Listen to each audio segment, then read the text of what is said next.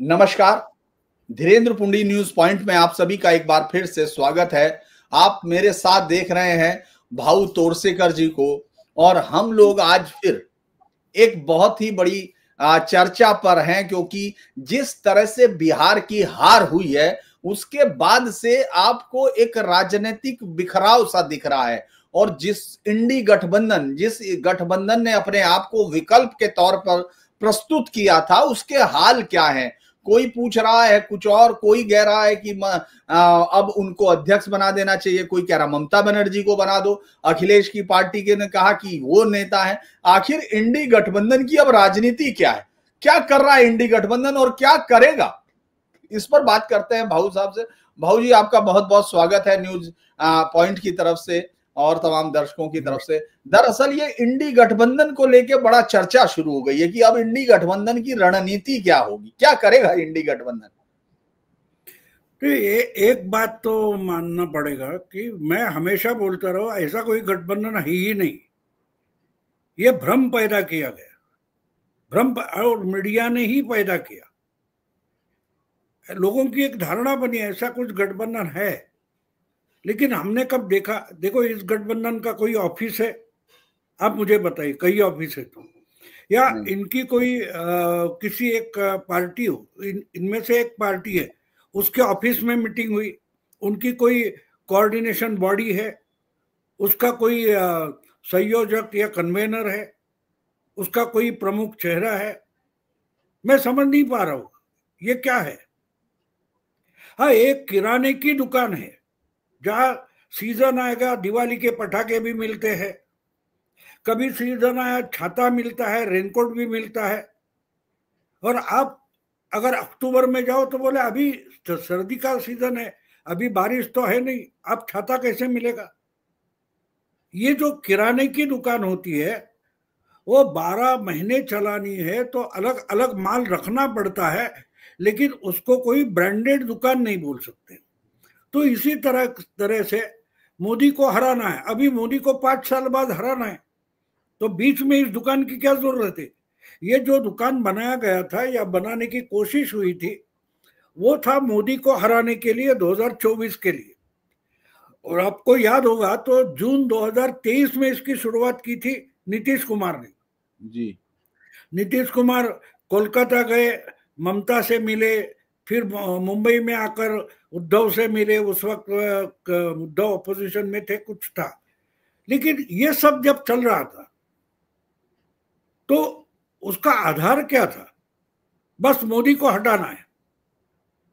ये हटाना आपकी मंशा हो सकती है, लेकिन उसके बाद आगे चलकर आप क्या करने वाले हो उसका भी आम जनता को बताना पड़ेगा कि भाई मोदी को हटा के हम ऐसी गवर्नमेंट लाना चाहते हैं, हमारी ऐसी नीतियां रहेगी, हमारी ऐसी पॉलिसी रहेगी, तब जाके लोग उसको हटाएंगे। देखो, एक एक चुनाव क्षेत्र है, लोकसभा का हो, विधानसभा का हो, उससे उस एमएलए को या एमपी को हटाना एक बात होती है, लेकिन एक सरकार को हटाना है तो वहां नीति का मामला आता है, वहां नीति का मामला आता है। तो इनके पास नीति नहीं थी, उसका कोई कोऑर्डिनेशन संगठन नहीं था। आपको याद होगा कि जब एनडीए बनी थी वाजपेयी के जमाने में, उसकी भी बहुत सारी मीटिंगें नहीं होती थी या उसका कोई ऑफिस था, ऐसी बात नहीं है, लेकिन खुद प्रधानमंत्री या अपोजिशन में बैठे हुए वाजपेयी थे, उनके घर में बैठकें होती थी। हमने कहीं देखा ऐसा? नहीं देखा है। यूपीए के जमाने में थोड़ा कुछ होता था, लेकिन जब सोनिया की मर्जी में आए कि भाई मीटिंग लेनी चाहिए तो वो शरद यादव, चंद्रबाबू नायडू ऐसे लोगों को बुलाती थी और बैठ जाते थे, उससे कोई संगठन नहीं बनता। तो इंडिया इंडिया ये पोस्टर बनाओगे, आप सब कुछ बनाओगे। आप मुझे बनाइए कि एक फिल्म का नया फिल्म बनने वाला है, उसका पोस्टर आ गया, उसका मतलब फिल्म नहीं बनी ना, फिल्म तो बननी है अभी, जिसकी स्क्रिप्ट चाहिए आपके पास। स्क्रिप्ट के बाद भाई कैमरा कौन चलाएगा, म्यूजिक कौन देगा, गाने कौन लिखेगा, उसका कोरियोग्राफर कौन रहेगा, अलग अलग जगह जाकर शूटिंग करनी है, सेट कौन सा, स्टूडियो कौन सा, बहुत सारी बातें होती है। अब एक पोस्टर बनाओगे तो उससे पिक्चर तो बनती नहीं ना। तो बिल्कुल ये बात है। मैं भी अभी वो कहने में कोई हर्ज नहीं है। 55-60 साल पहले हम जब पहले कॉलेज में गए थे तो फिल्मों के बड़े शौकीन थे, तो हमारे भी दिमाग में आता था मैं फिल्म बनाऊंगा तो उसका ये ऐसा होगा, उसकी स्टोरी ऐसे। अरे लेकिन हमारे नोटबुक पर कोई एक पोस्टर जैसा कुछ लेटरिंग बना के फिल्म नहीं बनती ना। तो ये सब इंडी अलायंस जिसको आप बोल रहे हैं, जो 2.5 साल पहले प्रयास शुरू हो गया था, अचानक जो शुरू करने वाले थे नीतीश कुमार, वही 1 साल होते होते वहां से बाहर निकल गए। क्यों? क्योंकि उनको कन्वेनर बनना था। बस उनको कन्वेनर बनने नहीं देना है, मोदी को प्रधानमंत्री बनने नहीं देना है, यानी किसको क्या बनने नहीं देना है, यही तो एजेंडा था। तो अगर आपका एजेंडा किसी को कुछ बनाने देना नहीं है, तो आपका एजेंडा ये भी हो सकता है कि इंडिया अलायंस को ऐसा कोई गठबंधन बनाने नहीं देना है, और वो सक्सेसफुल हो गया। आज बिहार में अगर आपका गठबंधन, अब देखो ये नीतीश बाबू जेडीयू वगैरह बीजेपी के साथ थे, उनका एनडीए गठबंधन है, बहुत पुराना है, वापस जाते आए, पलटू राम वगैरह छोड़ दो, लेकिन वो थे। तो उनमें 6 महीने से प्रयास चल रहा था ना, उनको चुनाव जीतना था, चुनाव जीतना था। तो वही चुनाव जीतना है तो हर चुनाव क्षेत्र में लड़ना पड़ेगा।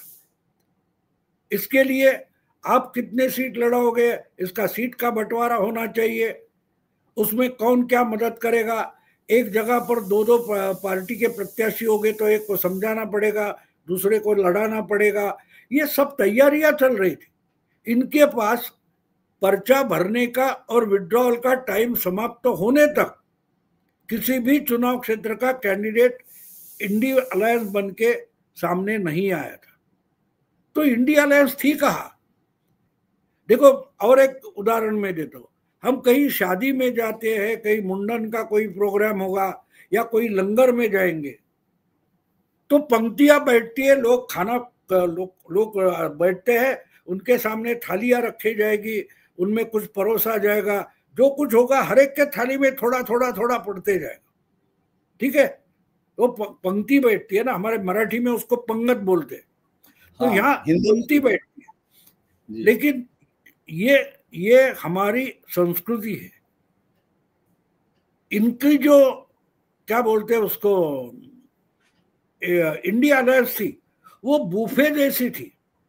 बूफे लंच, बूफे डिनर होता है, यानी बहुत सारे समझो 80-90 पदार्थ बने हुए और अलग अलग बर्तन में पड़े हुए, वो गर्म रखने के लिए नीचे कुछ लगाया हुआ है, उठाने के लिए चमचे वगैरह रखे हैं, प्लेटें रखी है, जाओ अपने को चाहिए वो उठाओ और जहां कहीं जगह मिले बैठकर खा जाओ, ना तो खड़े खड़े खा जाओ, उसको बूफे बोलते। तो मैं इसका वर्णन ऐसे करता हूं कि जो कोई इंडी अलायंस नाम की चीज थी, वो बूफे था, वो बूफे था। आपको अगर गुलाब जामुन अच्छा लगता है, आप गुलाब जामुन उठाएंगे, मुझे चिकन अच्छा लगता है तो मैं चिकन का लेग पीस लेकर आ गया। सबको एक जैसा नहीं मिलता, उसको बूफे बोलते हैं। और आप अगर शादी या लंगर में बैठे हो तो सबको सब कुछ मिलता है, कम ज्यादा होगा, आप बोलेंगे उतना मिलेगा, अगर कम है तो थोड़ा थोड़ा मिलेगा, लेकिन मिलेगा। तो संगठन जो होता है, गठबंधन जो होता है, तो मैं मानता हूं कि लंगर जैसा होना चाहिए। शादी घर के जो त्योहार होते हैं, शादी वगैरह मामले होते हैं, उसमें जैसे इकट्ठा बैठकर खाते हैं, खाने का मजा लेते हैं, एक दूसरे को आग्रह किया जाता है। अगर वो है तो गठबंधन है, वरना गठबंधन है नहीं, बूफे है। आपने खाया, पूछना पड़ता है ना, जाके खाना खाया, अरे बूफे लगाए, जाओ उठाओ। वहां चाइनीज है, यहाँ पंजाबी है, वहां साउथ इंडियन है। शादी ब्याह में ऐसा नहीं होता, शादी ब्याह में ऐसा नहीं होता जी। तो ये जो चीज थी तो वो थी ही नहीं। जिसको आप बोल रहे कि इस पंक्ति का क्या होगा, ये खाकर कभी उठेंगे, अरे जो बैठे ही नहीं है, पंक्ति में बैठे नहीं है, वो खाना खाकर कब उठेंगे, ये सवाल गलत है जी। ये गठबंधन था नहीं और आगे चलकर रहेगा भी नहीं। और मुझे याद आता है जब 2024 का चुनाव चल रहा था, एक जगह कई प्रोग्राम में मुझे मेरी किताब की विमोचन थी, उसमें देवेंद्र फडणवीस मिले थे, महाराष्ट्र के डिप्यूटी चीफ मिनिस्टर थे उस वक्त। उनसे बात हो गई थी तो उन्होंने मुझे पूछा था कि कैसा लगता है आपको ये सामने वाला इंडी गठबंधन कितना चलेगा। मैंने बोला कौन सा गठबंधन, आपका जो गठबंधन है एनडीए, वो कहता है हम डबल इंजन है, ऊपर भी हमारी सरकार है नीचे भी है, तो डबल इंजन हो गए। इनके 28 इंजन है लेकिन एक भी बोगी नहीं है, तो इनकी ट्रेन बनेगी, 28 इंजन लगेंगे लेकिन पैसेंजर को बैठने की जगह चाहिए, वो इंजन चलाता नहीं है, ये यार्ड से बाहर निकलेगी ही नहीं। और आज आप मुझे वही पूछ रहे हैं कि इनकी गाड़ी यार्ड से निकली कि नहीं, अरे इंजन पूरे यार्ड में पड़े हुए सड़े हुए। तो उसका कोई भूतकाल नहीं था, वर्तमान नहीं था, तो उसका भविष्य भी नहीं होता। अच्छा, लेकिन भाऊ अब ये लोग कोशिश कर रहे हैं, देखिए उन्होंने बताना शुरू कर दिया कि अब ये जो है पीडीए का मतलब ही बदल दिया। उन्होंने कहा कि अब तो ये जो है डेवलपमेंट होगा, असेंड होगा, प्रोग्रेस होगा, विकास मतलब असेंड उत्थान होगा। उन्होंने ये पहला काम किया। उसके बाद फिर पत्रकारों को भी थोड़ा सा कसा कि आप नहीं देख पाओगे ये सब चीजें। उसी तरह से एक बड़ा डिफरेंट आइडिया लेके आ गए हैं, क्योंकि अब तेजस्वी अगले 2029 तक तो उनके पास कोई काम मुझे लगता नहीं कि होगा, क्योंकि इस पूरे उसमें। लेकिन उन्होंने एक बड़ा काम कर दिया, उन्होंने कहा कि अब हार के कारण ढूंढे जाएं पूरे समय में। और उनके सलाहकारों ने उनको समझा दिया कि पहले हार का कारण घर में ढूंढा गया तो बहनें बाहर आ गई, सड़क पर उनको भेज दिया गया। अब उन्होंने ढूंढ लिया कि वो जो गाना गा रहे थे उन सबको, 32 लोगों को, तो ये जो हार के कारण ढूंढ रहे हैं, ये इंडी गठबंधन के लोग हैं या कौन लोग हैं, ये क्या चाहते हैं? देखो, एक कहानी मैंने कभी बहुत साल पहले पढ़ी थी कि एक गांव के 7 जवान लड़के थे, वो दूर के गांव में कोई मेला था, वहां गए थे। तो चलते चलते गए थे, 15-20 किलोमीटर कहीं था मेला। तो उनके मन में डर था, साला आने वाला रास्ता, जाने वाला रास्ता अगर भूल गए तो गड़बड़ हो जाएगी, तो गुम हो जाएगी। तो एक दूसरे को पकड़ पकड़ कर चल रहे थे और बीच बीच में गिनते थे सब साथ के साथ जगह पर है कि नहीं। और मेले में पहुंचे तो भूल गए, मजे ले लिए और वापस लौटने लगे। तब बोले अरे सब लोग है कि नहीं देखो, तो हर कोई गिनता है और 6 ही निकलते। तो बोलो तुझे गिनना नहीं आता, हट जा। दूसरा गिनता है, तीसरा गिनता है, कितना भी ट्राई किया तो एक गायब है। इसका कारण ये था, गिनने वाला खुद को गिनता नहीं था। तो ये हार होने के कारण जब ढूंढते हैं तो खुद को छोड़कर दूसरों की गलतियां निकाले बैठे। मैं तो गलत था ही नहीं, तेजस्वी गलत है नहीं, राहुल गांधी गलत है नहीं, लालू प्रसाद यादव गलत है नहीं। इनमें से कौन अपनी मेरी गलती हो गई ऐसा कहने वाला कौन है, मुझे दिखा दो। मैं मान लूंगा कि ये सीरियसली हार के कारण ढूंढ रहे। वो कारण नहीं ढूंढ रहे, वो एक दूसरे को ब्लेम कर रहे। अगर ईमानदारी से आपकी हार का कारण आपको ढूंढना है तो आपसे शुरुआत करनी पड़ेगी। वो कहा जाता है ना, चैरिटी बिगिंस एट होम। जी। जो कुछ अच्छा करना है अपने घर से शुरू करो, खुद से शुरू करो।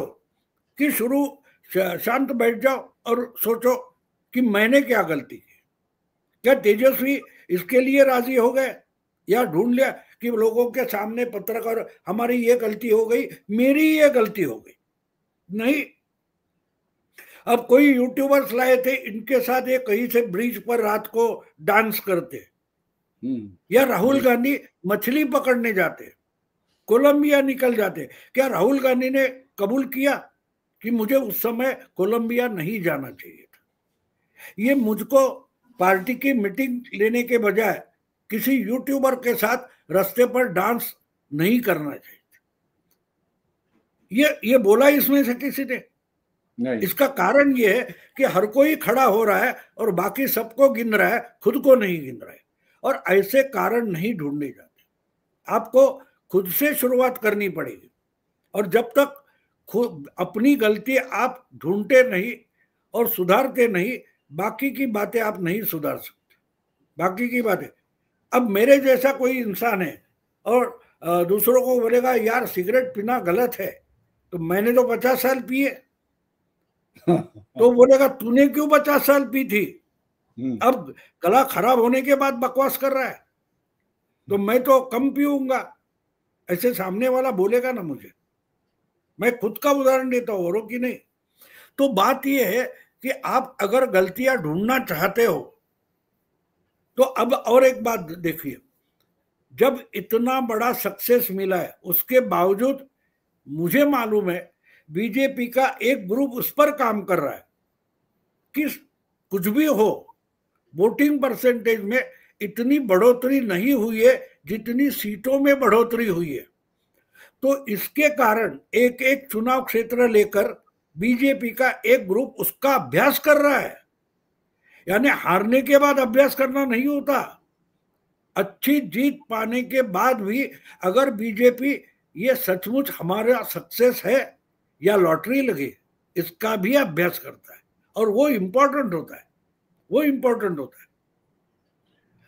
अब लगे आप लालच से काम कर रहे हो, आपको काम होने से मतलब नहीं है, उससे मेरे लिए क्या निकलने वाला है उसमें अगर आपको इंटरेस्ट होगा तो आप ना कारण ढूंढ पाओगे, ना गलतियां ढूंढ पाओगे, ना उसमें सुधार कर पाओगे। और इसलिए अब जो बोले कोशिश क्या है, कोशिश क्या होता है, एक चुनाव में, जंगल में चुनाव होता है, बोलता है ये शेर हमेशा क्यों राजा रहेगा, डेमोक्रेसी चाहिए, तो सब मिलकर एक बंदर को राजा बना देते और चक्रवात आ जाता है, बोलते तू राजा है कुछ कर, तो ये इस पेड़ से उस पेड़ पर उस पेड़ से जंपिंग करता रहता है, गुलाटी मारता रहता है। लोग पूछते हैं यार तू राजा है कुछ कर, तो कर रहा हूं ना, मैं कोशिश तो कर रहा हूं, क्या कर रहा है, गुलाटी मार रहा है। तो आप जो कोशिश कर रहे बोल रहे हो, ये गुलाटी मारने से और कुछ भी नहीं, कुछ भी नहीं जी। अच्छा भाऊ, आप बिल्कुल जो इंडी गठबंधन के लिए आपने बताया कि ये भूत है जो सिर्फ नेताओं को दिखता है, जनता को नहीं दिखता, पत्रकारों को दिखता है, सबसे पहले पत्रकारों को दिखता है। और पत्रकार देखते हैं जो सेक्युलर वगैरह पत्रकार है ना, लिबरल, उनको दिखता है कि सब इकट्ठा हो जाएंगे तो बीजेपी हार जाएगी। अभी भी बिहार में कुछ 45-48% वोट है, 52% तो खिलाफ है, आप सब इकट्ठा हो जाओ, कागज पर दिखाई देता है 48 से 52 ज्यादा होते हैं, तो इनको कागज पर दिखाई दिया।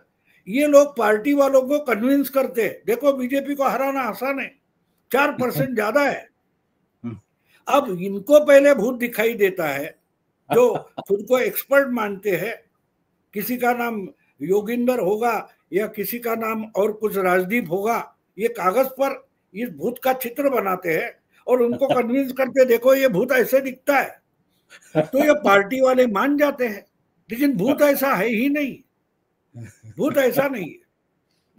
और ये बेचारे पार्टी वाले कन्विंस हो जाते हैं, बोलते हाँ ये भूत है, इसको निपटा देंगे, कोई बात नहीं।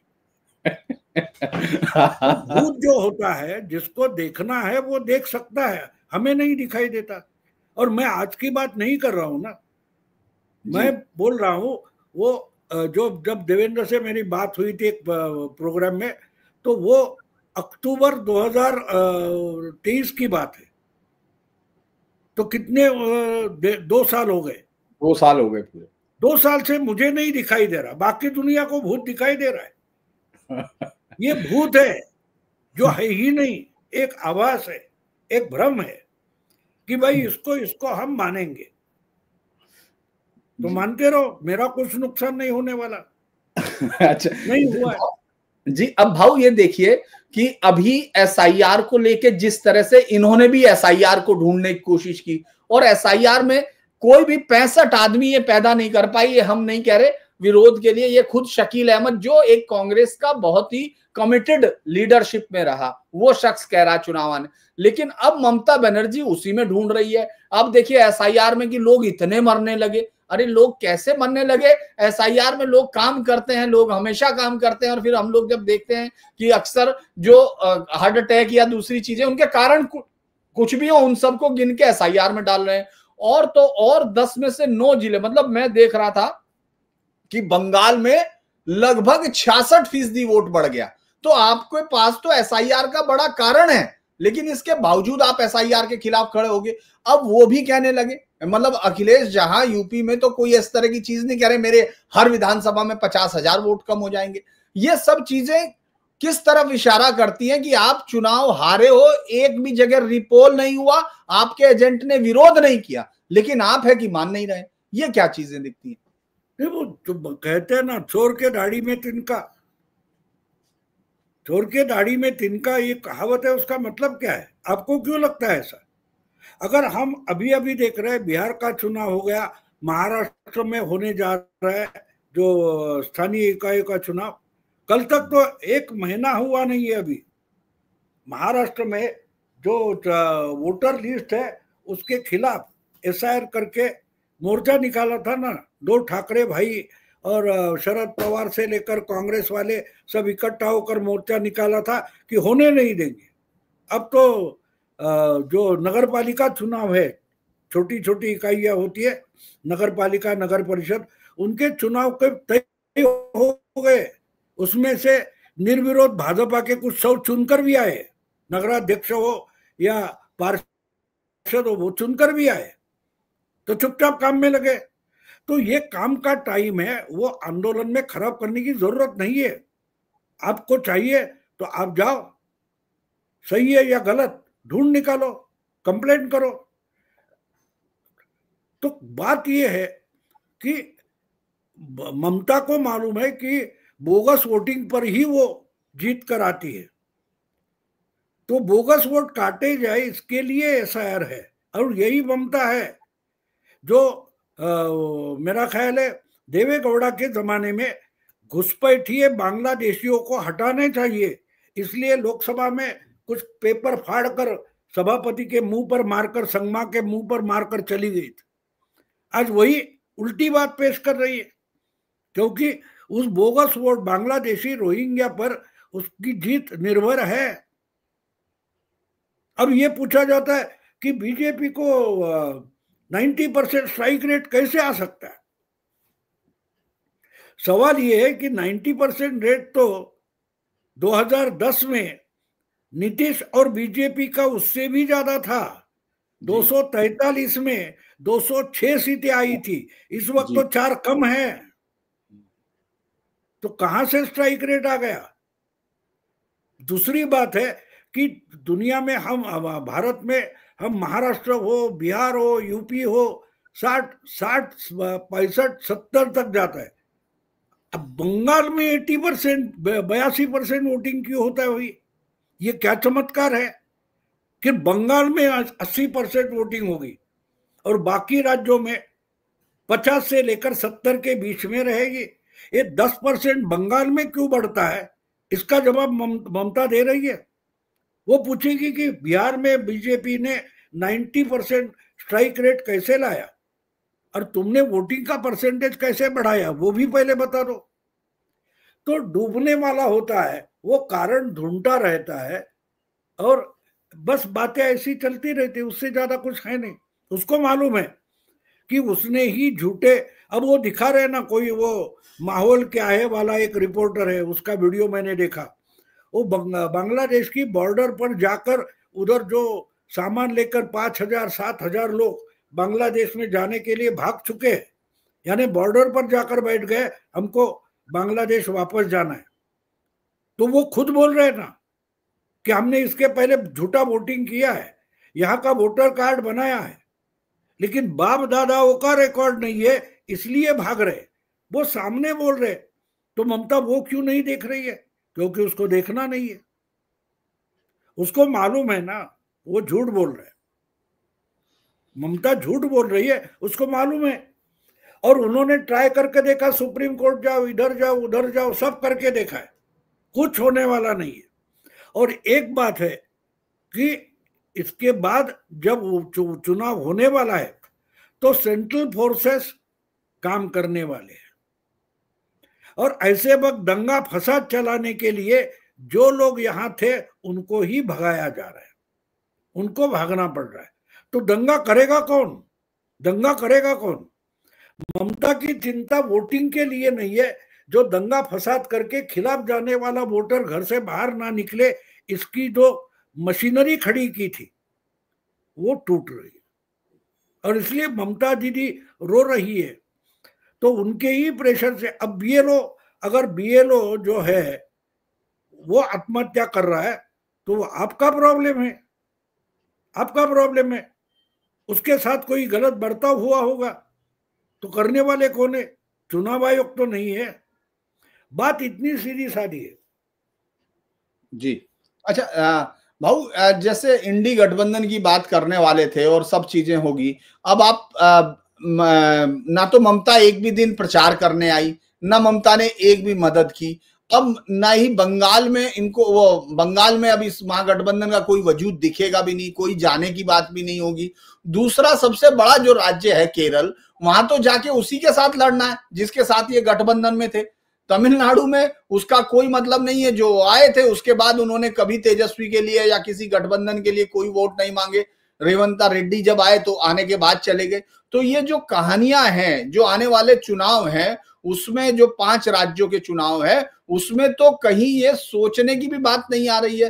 तो फिर ये किस तरह से इसको बनाने की, राहुल गांधी को जो लीडरशिप देने की जो एक कांग्रेसी गठबंधन की लगातार कोशिश रहती है, अब उनके आपस में लड़ाई शुरू हो गई कि साहब हम अब अगले चुनाव में हम कैसे करेंगे, क्योंकि अब तो गठबंधन से सब भाग रहे हैं। नहीं, राहुल की चिंता अलग है। राहुल की चिंता ऐसी है कि असम में तो उनको सीधे सीधे बीजेपी से लड़ना है, केरला में उनकी जो यूडीएफ है और एलडीएफ, इनमें झगड़ा है, यानी लड़ाई है।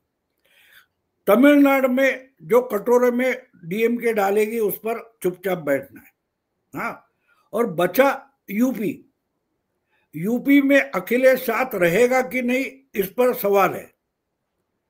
तो एक अखिलेश छोड़कर बाकी 4 राज्य जो है, वहां किसी मित्र दल को डुबाने का कोई कोशिश करने की अवसर ही नहीं है। राहुल का मतलब क्या है कि मित्र दलों का नुकसान करना।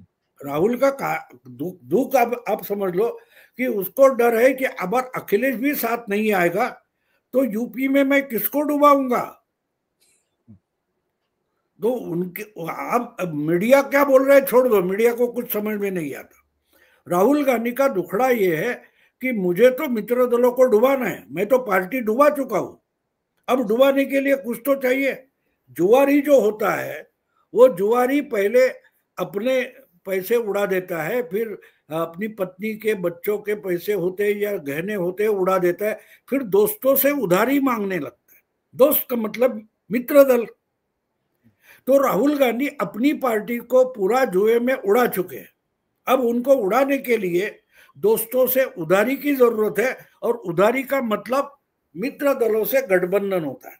और इनका ये चिंता है कि 4 राज्यों का चुनाव होने जा रहा है, और सिर्फ अगर कोई अवसर है तो यूपी में है, अखिलेश की मेहरबानी हो जाएगी तो अखिलेश को डुबा दूंगा। वो भी 27 में, 26 में तो नहीं है। 26 में तो 5 राज्यों में कहीं दिख ही नहीं रहा। प्रॉब्लम है उनका वो प्रॉब्लम है। और बंगाल में तो ममता इनको दरवाजे पर खड़ी नहीं करती। पिछला लोकसभा चुनाव हो, उसके पहले का हो, उनको साथ लिया ही नहीं ना विधानसभा ना लोकसभा। ममता इंडी अलायंस में इसलिए है कि वो दिल्ली की राजनीति में, चुनाव में नहीं। बंगाल के चुनाव में ममता इनको खड़ी नहीं करती। और दूसरी बात है, आपको याद होगा तो पिछली लोकसभा चुनाव में अखिलेश ने यूपी में ममता को 1 सीट दी थी। जी, चंदौली के पास 1 सीट दी थी जी। तो शायद बंगाल के चुनाव में ममता अखिलेश के साथ 10-5 सीटों का एडजस्टमेंट कर सकती, कांग्रेस के साथ नहीं। कांग्रेस का कोई वजूद है ही नहीं, है ही नहीं। तो इसलिए राहुल गांधी की जो समस्या है, और बाकी बचे हैं हमारे लिबरल पत्रकार, हाँ, उनकी ये समस्या है कि ये झुंझुना हाथ से निकल गया तो रोज बजाएंगे क्या। राहुल गांधी और इंडी अलायंस ये लिबरल पत्रकारों के लिए झुंझुना है। अगर उसकी आड़ लेकर वो झुंझुना बजाकर गया, मोदी तू गयो, अमित शाह के कान खड़े, ये जो हेडिंग देने वाले हैं, हेडिंग्स, उनकी हालत हो जाएगी ना। चिंता उन पार्टियों को नहीं, किसी भी पार्टी को आने वाले चुनाव की चिंता नहीं है। उन्होंने पार्टी बनाई, उससे उनकी आइडिया क्लियर है कि हमको हारना है या जीतना है और लड़ना है, जो ताकत है उस हिसाब से लड़ेंगे। लेकिन जो अपनी कलम से या कैमरा से मोदी को रोज हराना चाहते, समस्या उनकी है। उनके लिए इंडी अलायंस चाहिए। इंडी नहीं तो ठीक है भाई, यूपीए रिवाइव करो। अब यूपीए कहाँ है आपको पता है, मुर्दा घर में पड़ी है।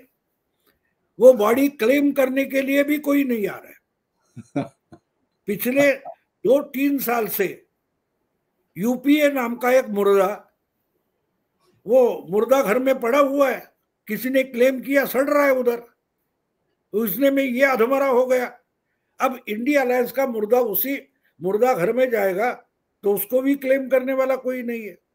अब मुंबई में बीएमसी में देखो, कांग्रेस बोल रही कि हम राज ठाकरे को अगर साथ लेते तो उद्धव के साथ नहीं जाएंगे, अकेले लड़ेंगे।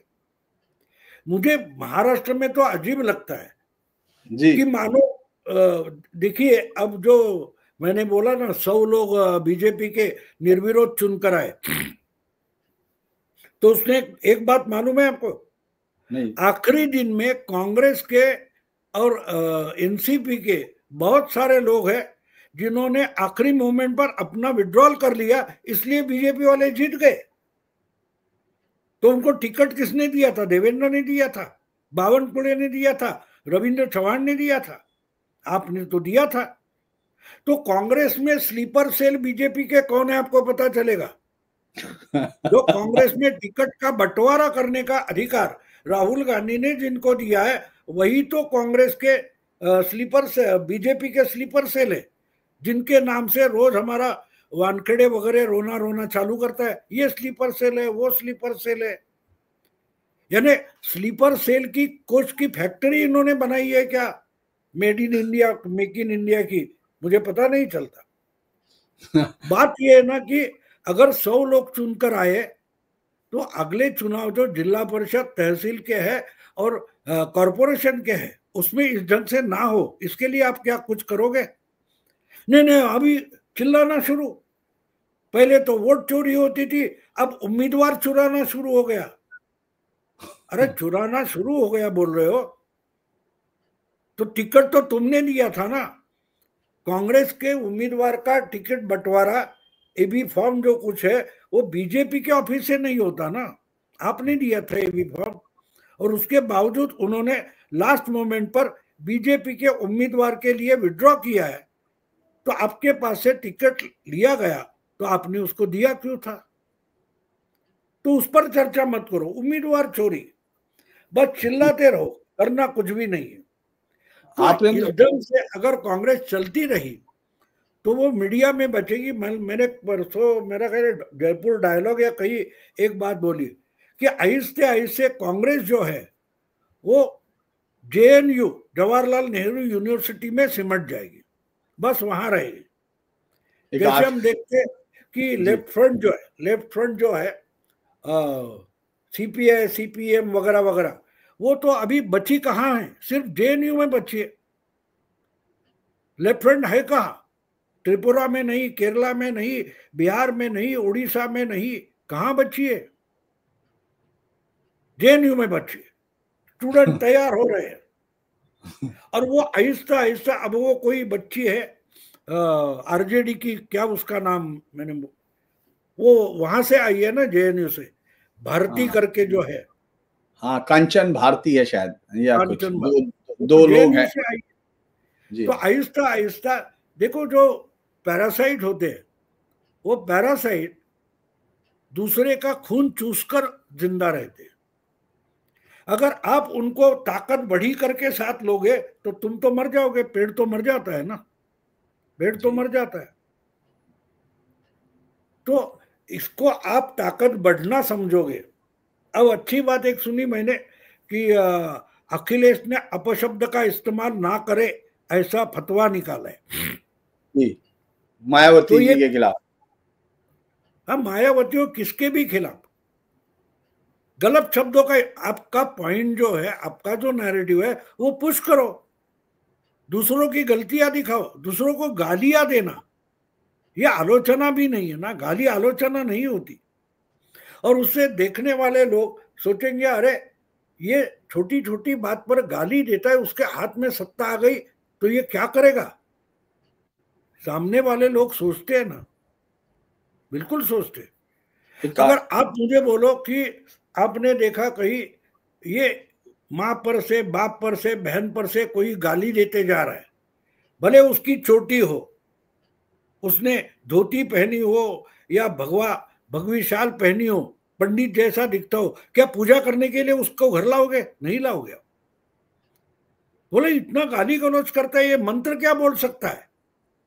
तो प्रवक्ता हो, नेता हो, वो जब लोगों के सामने आता है तो आगे चलकर ये एमएलए एमपी बनेगा तो शासन में, प्रशासन में, पार्लियामेंट में अच्छा काम करेगा, ये सोच में आना जरूरी होता है। गाली गलौज करने वाला नेता नहीं बनता, लोग वोट को वोट नहीं देते। जी, आखिरी सवाल भाऊ, आपने बड़े जो कहा था वो दोबारा से साबित होता जा रहा लगता है मुझे। आपने उस दिन कहा था, लोगों को बड़ा अजीब भी लगा था जब मैं भी पहली बार आपके मुंह से सुन रहा था कि ओवैसी को आप कह रहे थे कि भाई उसको आप पसंद करते हैं उस मामले में कि वो उन धर्मनिरपेक्ष जो सेकुलर धर्मों के पाखंड को सामने ला रहा है। दरअसल कल से 2 दिन से बैरिस्टर ओवैसी साहब जो है अब बिहार पहुंच गए हैं और उन्होंने कहा है कि अगर सीमांचल का विकास करता है नीतीश कुमार सरकार करती है तो हमारा समर्थन है नीतीश कुमार को। यानी जिस नीतीश कुमार के खिलाफ तमाम या बीजेपी के खिलाफ सेकुलर, तथाकथित सेकुलर नाम से पूरी तरह मुस्लिम वोटरों के लिए तुष्टीकरण करने वाली पार्टियां बिछ जाती हैं, उनको वोट नहीं मिलता है। इस बार 30 से 35% वोट परसेंटेज मिला है अलग अलग सीट के हिसाब से देखें तो ओवैसी को। तो ये ओवैसी की पॉलिटिक्स क्या कह रही है? क्या फ्यूचर की कोई पॉलिटिक्स आप इसमें देखते हैं? क्योंकि अक्सर आप उस नब्ज को पकड़ते हैं जहां हम लोग देख नहीं पाते अभी। देखो, मैं आपको एक पुरानी मुझे मेरी जानकारी और इतिहास बता दूंगा। जब जनता पार्टी फूटी थी इसका रेफरेंस बहुत सारे लोग देते, लेकिन वो जो थी जनता पार्टी बनी थी उसके नानाजी देशमुख, मधुलिमय पहले सेक्रेटरी जनरल थे। ये दोनों पार्टी के जनरल सेक्रेटरी थे, मधुलिमय और नानाजी देशमुख जी। तो जब पार्टी का फॉर्मेशन हो गया, चुनाव के नतीजे आए, गवर्नमेंट बनी, चरण सिंह गृहमंत्री बने थे, मोरारजी देसाई ये बने थे, प्रधानमंत्री बने थे। तो उस वक्त हमारे मुंबई में मधुलिमय का एक बढ़िया लेक्चर मुंबई यूनिवर्सिटी में हुआ था। तो उन्होंने एक बात बोली थी, मुझे बड़ी पसंद आई थी। बोले आज कल तक हम कांग्रेस सरकार के खिलाफ बोलते थे, आज हम जिस पार्टी में उसकी सरकार बनी है, लेकिन क्या इस सरकार को हम आंखें बंद करके सपोर्ट करेंगे? अगर इस सरकार की गलतियां हो जाती है तो पहले हमको बोलना जरूरी है, ना कि अपोजिशन को, क्योंकि हमारी पार्टी की सरकार को हम सही ट्रैक पर रखेंगे तो ही चुनाव जीतेंगे, जनता का विश्वास सार्थ करेंगे। तो इसलिए उन्होंने एक थियरी पेश की थी कि हमारी ही पार्टी का, जनता पार्टी का सरकार है, लेकिन उसको हम क्वांटिटेटिव नहीं क्वालिटेटिव सपोर्ट करेंगे, यानी गुणात्मक सपोर्ट करेंगे, संख्यात्मक नहीं करना चाहिए। भले सरकार हमारी है, जो हम एक्चुअली ब्रिटेन वगैरह जगह देखते हैं जिसका मॉडल हमने उठाया है, वहां सरकार में बैठे हुए लोग भी, सरकार पक्ष में बैठे हुए लोग भी अपनी ही सरकार के खिलाफ वोट देने की हिम्मत करते हैं। वो बोलते हैं नहीं ये गलत है, हमको मंजूर नहीं है। तो जिस ढंग से ओवैसी बोल रहा है वो क्वालिटेटिव सपोर्ट पर बोल रहा है कि अगर सीमांचल का विकास कर रहे हो तो उस योजना में, उस नीति में ओवैसी की पार्टी नीतीश के साथ खड़ी होगी, राज्यपाल को सिग्नेचर करके खत नहीं देगी, लेकिन अगर उस विषय पर अगर विधानसभा में वोटिंग वगैरह होती है तो हम नीतीश के साथ खड़े होंगे, क्योंकि सीमांचल का विकास हमें चाहिए। अच्छी बात बोली उन्होंने, यानी जिसको रियल डेमोक्रेसी बोलते हैं। बाकी उनका इस्लाम के बारे में क्या मत है वो मैं उनके खिलाफ जाऊंगा, लेकिन अगर वो अच्छी डेमोक्रेसी की नीति पर बोल रहे हैं तो हमको उनको प्रोत्साहन देना चाहिए, समर्थन करना चाहिए। असलियत में वो एक बात बोल रहे हैं कि आज भी दिल्ली की मोदी सरकार जो है, पूरा विपक्ष जो है वो उनको क्वालिटेटिव सपोर्ट देने के लिए आगे आ जाए। ये ओवैसी की नीति का क्या बोलते हैं निचोड़ हो सकता है कि सीमांचल का विकास चाहिए, सीमांचल में हम नीतीश के साथ है विकास के लिए। तो अगर घुसपैठिए बाहर निकाले जा रहे हैं तो उसके सपोर्ट में विपक्ष को मोदी के साथ खड़ा होना पड़ेगा। यही बात अलग विषय में अलग कारण से वो बोल रहे हैं, जो देश के लिए अभी देखो 3 किसान कानून थे, वो किसानों के फायदे के थे, लेकिन इसमें बड़ा बवाल खड़ा कर दिया गया। तो ऐसे में अपोजिशन को सपोर्ट करना चाहिए था। तो ओवैसी जो बोल रहे हैं वो हम क्या होता है, हम सतर पर ऊपरी ऊपरी दिखता है वही उठाते हैं, उसकी जो गहराई होती है वो समझना जरूरी है। तो वो कह रहे हैं कि मैं क्वालिटेटिव सपोर्ट देने के लिए नीतीश के साथ रहूंगा, लेकिन उनको अपने वोट के भागने का डर नहीं जो इनको रहता है हमेशा। ये लोग जो लोग सेकुलर पार्टियां हैं वो तो हमेशा अंधे होके वो तो ऑपरेशन सिंदूर जैसे पे सरकार के खिलाफ खड़ी होती हैं, और एक ही डर होता है और तो कुछ होता नहीं कि मुसलमान ना भाग जाए, हमसे मुसलमान खुश हो जाए। और ये तो खुद ऐसी सरकार का कर रहे हैं जिसका अब गृह मंत्री तक बीजेपी का है, तो इनको डर नहीं है या ये नई पॉलिटिक्स है? मैं ये जानना चाह रहा हूँ। ये जो आज असदुद्दीन ओवैसी की जो पॉलिसी है वो पाकिस्तानी लोगों को खुश करना, पाकिस्तानी मानसिकता के मुस्लिमों को खुश करना, ये पॉलिसी हमारे पूरे सेक्युलर पार्टियों की है, लेकिन ओवैसी की नहीं है। वो बोलता है मैं इंडियन मुस्लिम हूं, मुस्लिम रहूंगा और इंसाफ के लिए लड़ूंगा, लेकिन पाकिस्तान की साइड से बोलूंगा नहीं। तो किसी भी लिबरल पार्टी से ज्यादा ये नेशनलिस्ट बन जाता है। तो इसलिए उसका जो निचोड़ मैं वो कहता हूं कि उन्होंने जो कहा उसका मतलब इतना ही है कि हम नीतीश के साथ क्वालिटेटिवली खड़े हो जाएंगे। तो मैंने इसलिए उस दिन बोला था कि मैं उनका समर्थन इस बात के लिए कर रहा हूं कि ये अच्छी बातों के लिए खड़े होने की हिम्मत रखते हैं, ना कि वोट जाने से डरते हैं। और उनको मालूम, देखो एक बात होती है, आप सच्चा बोलने की हिम्मत रखो, सच बोलने वाले आपका सच सुनने के लिए भी उतनी हिम्मत रखते हैं। मोदी की सबसे बड़ी ताकत वही है, मोदी सच बोलने की हिम्मत करते हैं, तो सच सुनने की हिम्मत रखने वाले उनके पीछे एक एक करके कंसोलिडेट होते गए। कोई बड़ी बात नहीं, ये कोई पॉलिटिकल साइंस वगैरह बड़ी बात नहीं है, बिल्कुल उसमें कोई क्या बोलते हैं उसको उलझन वगैरह नहीं है। आप आंखें खोलो, सच्चाई देखो, बिल्कुल साफ है, बिल्कुल साफ है। जी धन्यवाद भाऊ, आपने बहुत लंबा समय दिया हम लोगों को। न्यूज पॉइंट की तरफ से आपका बहुत बहुत धन्यवाद। और हम लोग फिर भाऊ से जो है समय उनका चुराते रहेंगे और उनके स्नेह की वजह से हमको समय मिलता रहेगा, इसीलिए आप लोगों को, आपकी तरफ से मैं भी भाऊ को नमस्कार करता हूँ। धन्यवाद भाऊ, आप जुड़े इसके लिए बहुत बहुत धन्यवाद।